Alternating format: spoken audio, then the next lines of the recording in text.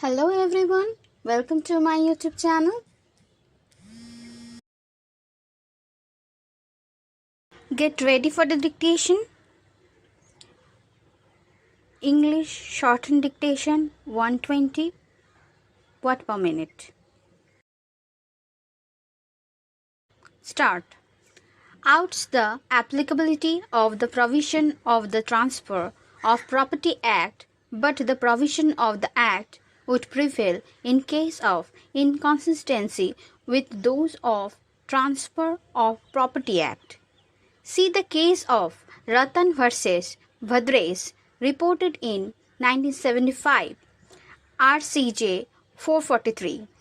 Interpretation of the Act in interpretation of a section of the statute, namely the West Bengal Premises Tenancy Act 1997, being a beneficial legislation, the court must interpret and accept one which goes in favor of tenant for whose benefits the statute was enacted.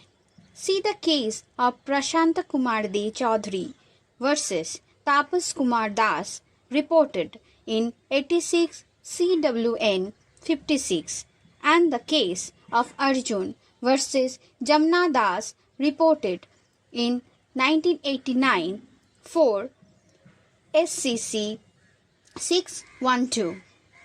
Para. Strictly speaking, construction and interpretation are not the same, although the two terms are often used interchangeably. Construction, however, to be technically correct, is the drawing of conclusion with respect to subject that are beyond the direct expression of the text from element known and given in the text of the language used.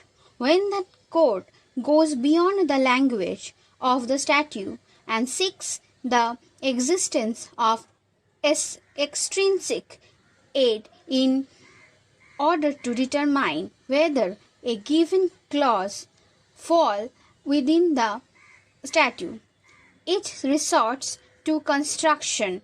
See Cavort's statutory construction. The word interpretation is used in the sense of construction because otherwise a provision similar to Section 6 would not have found place in an act dealing with interpretation. In R.E. Kesavan Madhavan Menon, reported in 52 CR LJ 30, Bomb, a full bench of Bombay High Court applied Section 6 of the General Clauses Act to the interpretation of the Constitution. The decision of the full bench has recently been confirmed by the Supreme Court in the case of Kesavan Madhavan Menon versus State of Bombay, reported in 1951 SCJ 182. Para. In constituting a statute which gives the subject a valuable protection, the probable intention of the legislature cannot prevail against the literal grammatical meaning of the words of the section so as to whittle down the protection that is given by taking that meaning. See the case of B. Bansi Ram Lal versus Emperor, reported in AIR 1944 LAH 51 FB 5 CR LJ 377. Para.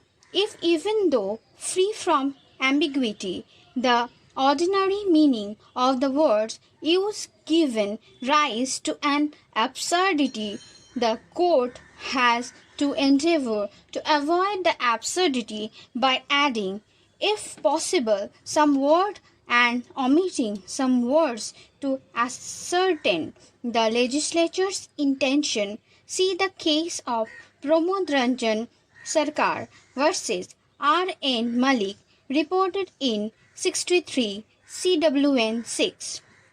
Para. It is elementary to say that the intention of the legislature must be gathered from the language of the act itself. It is only when there is ambiguity and when an expression used by the legislature is capable of more than one meaning that it is permissible to the court to look at the preamble, even to look at the title of the act in order to find out what was the object with which the legislature put the legislation upon the statute book, or what was the mischief which the legislature was out to remedy. See the case of Commissioner of Labor versus Associated Cement Company Limited, reported in AIR 1955, Bombay 363. If the language of the statute is clear and intelligible and does not admit of two meanings, effect must be given to the word used, and thus the intention of the legislature must be carried out. Stop.